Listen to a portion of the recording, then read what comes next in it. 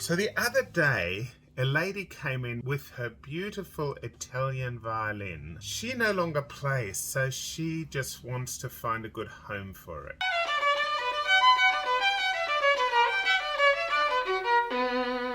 This Italian violin was made by Luciano Sderci. It was made in Florence in 1963. She got her violin a few years after that, and she actually bought it in Italy. It didn't cost her much at the time. Florence has such a rich history, musical history, and history of violin making. Obviously nowhere near as famous as Cremona, but there were, famous makers like Bizziac and Scarampella who worked out of Florence throughout history. And the Sderci family, the father and son, were very well known in Florence at the time. So this violin was made in 1963. A time in Italy, it was a little bit after the war. It was a city full of energy, scooters and things like that. And that's the period that this violin was born into. My client got the instrument, used it throughout her life, and she is now at a place where she no longer plays, and she wants to make sure that her violin gets a good place. She was really surprised at how much the violin was worth, because they didn't pay much for it when they bought it. The economy in Italy after the war was terrible, and instruments were actually kind of cheap. So Sderci violins are, very well regarded now. Instruments have sold at auctions for probably close to 28,000 Australian dollars. I'm going to have to see what the final value of this instrument is going to be once it's finished. But today I'm going to give the instrument a clean and polish. I'm going to plane the fingerboard. I'll put on the bridge and soundpost, but I'm planning to actually get this instrument into a playing condition in one day, which is very tricky, especially because the polishing. I like the varnish to dry a little bit longer usually, but because the varnish I use, it will dry in time. But I'm very excited to hear what this violin sounds like when it's finished. Now the next 5 minutes of the video, I'll very quickly show you what I do to get the instrument from its current state into a good state. There's a little bit of retouching that's left to do in the C-bout and this corner. I may not be able to finish that today. I have a client trying the instrument tomorrow, so I just really wanted to take the opportunity to show the process of me getting the instrument ready and then having a listen to it when it's finished. I'm very excited about this Italian violin. The Sderci family, is very well known for their instruments. Look, it's got quite a high arching. Also, did you know that Florence was the birthplace of the piano? There you go. The Medici family. It's amazing how money influences things in the world. So the first thing I need to do before I even clean the instrument, I'm going to plane the fingerboard, because when I plane the fingerboard, it's going to make a lot of dust.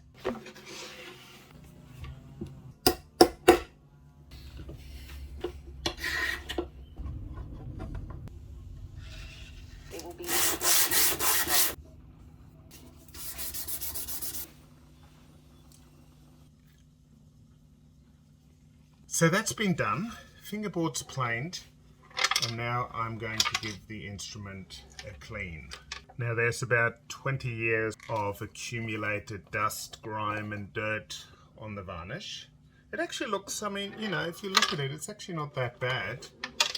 But the instrument, the player just hadn't been able to play much, and that's why she wants to find a home for it. She really didn't like the idea of the instrument being neglected. So I'm using an extremely fine abrasive, a pumice to clean the instrument. It's some of the finest grade you can get, and that'll be able to remove the layer of dirt.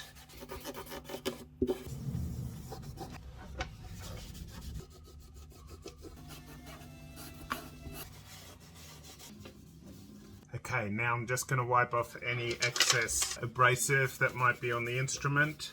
Much cleaner, but of course very dull, so it's going to need it needs polishing. But first I'm going to do the bridge. Because I use some water on here, I just want to make sure the varnish dries.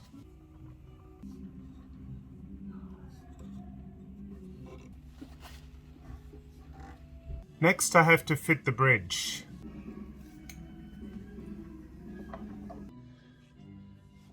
There are a couple of bumps and bruises here, so I'm going to put some varnish on them.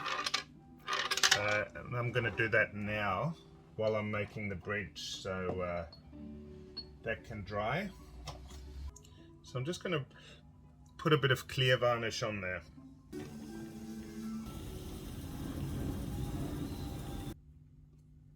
It's amazing, you can see where in the years of playing she's worn away some of the varnish. Okay, I'm pretty much done with the fine fitting. Now it's just about the bridge height. I use these magnifying glasses to make sure that I get everything 100% accurate. Now I'm just going to do the bridge height.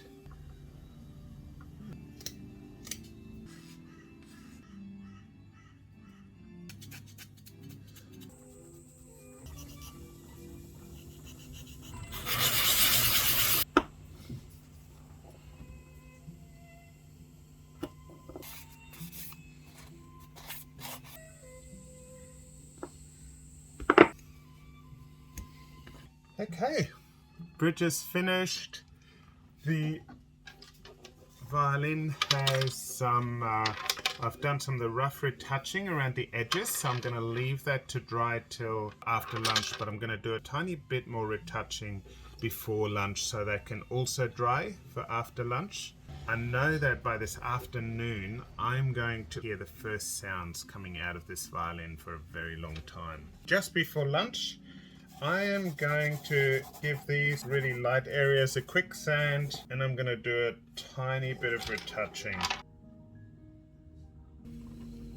Okay, I'm very happy with that. That's a lot more invisible. I'm going to leave that dry over lunchtime, and I'm heading off for a bike ride.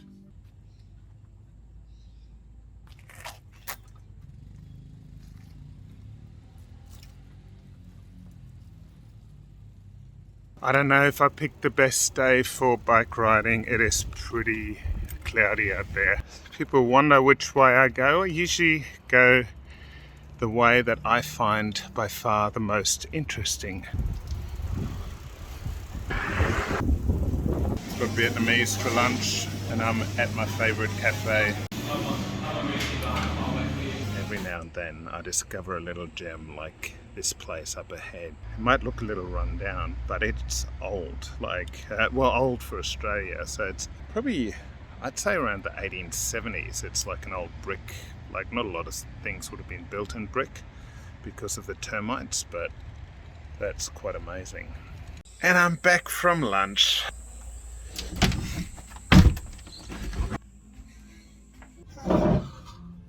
Back into it. I've actually only got about half an hour after my bike ride because Tuesday afternoons I hang out with my kids, teenagers, but we have afternoon coffee together because, you know, I need more coffee, and maybe play a game or something like that. So we've done that since they were really little, and you know, it's important. They grow up quicker than you think.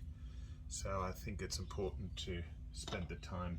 All right, back into this instrument. I'm going to do a little bit of sanding, and then I'm going to do the first coat of polish.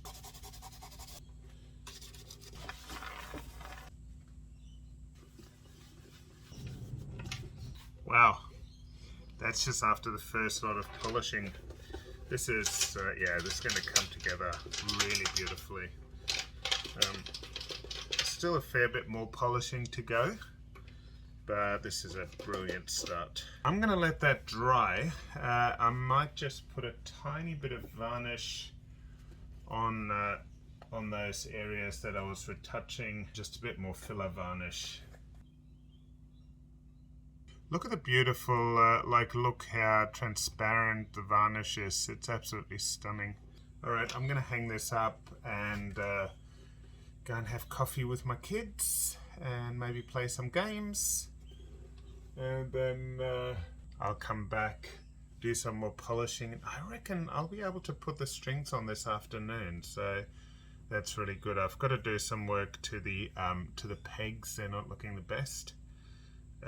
But yeah, it's exciting stuff. So it's evening. I'm giving the instrument a final polish. It's looking just incredible. I'm so pleased with the way it's turning out. So I'm looking forward to hearing it played for the first time in a long time. I'm going to fit a new tailpiece to it as well. This is quite a nice tailpiece here. Got my strings ready. Got my bridge ready. So exciting times. I'm nearly finished.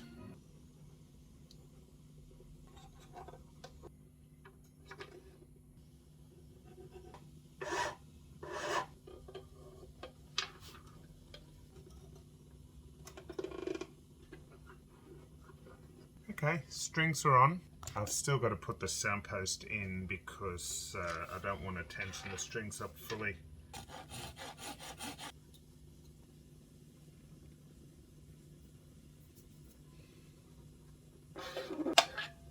Now I'm going to do a bit more fitting to the soundpost before I put it in finally. And then I'll put on the chin rest and we can try out the violin. Here we are. I'm finally finished with restoring and setting up this Luciano Sderci violin from 1963. Very happy with it, with the way it looks. I set it up, I did some retouching, I gave it a good clean and polish. Has a nice new bridge. I fitted the soundpost, adjusted. I just put on the chin rest. So let's have a listen.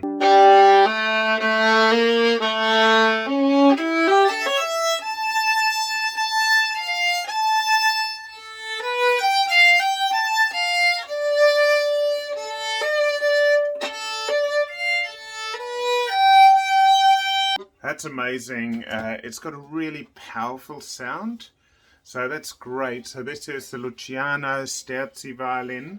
It's made in 1963 in Florence. He learned violin making of his father, who learned violin making of Bizziac, who's a really famous violin maker, probably one of the most famous violin makers from Florence from the late 1800s, early 1900s. So in Florence at the time, the economy was cracking, like it was going really well. I thought it may have been a difficult time after the war, but that's actually not what happened. I did a bit of research and the economy was absolutely cranking along in Florence. Things were going well. Italy was building Vespas, small cars. There was lots of agriculture happening and people were getting well paid for them. So the economy was good. Things were good in Italy in the 1960s. So that's the time that this instrument was made. My client's parents bought it there in the 1960s. I'm fairly certain they bought it directly off the maker. And so the instrument's pretty much only been in my client's hands. And I'm now finding a new home for it. So I've got someone trying the instrument tomorrow. So you never know, it might find a home very quickly. It's got a beautiful tone, so it'll be interesting to see.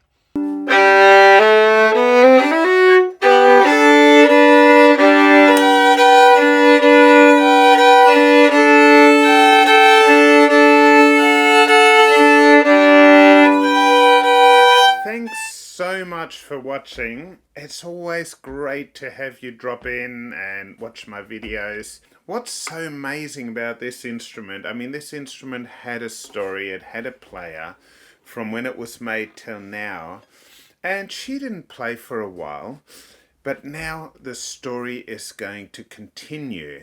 So the next player, the person that's going to buy this violin, might be you. But the next person is going to continue the story? Where will the story go? And that's the amazing thing. I mean, you and your instruments have a story together. You know, you bring love and joy to people when you're playing, and that's going to leave a legacy. You know, make sure you have an instrument that you love playing, especially if you can afford it. Some players can't afford the kind of instruments they want yet, but play on the best possible instrument you can and keep making beautiful music, keep enjoying playing, and keep pouring your heart in through your instrument. Anyway, it's been great having you guys watch. Make sure you like the video. Also hit the subscribe button and the bell. That way you find out every time I share a new video. Thanks for watching. See you next time. Bye.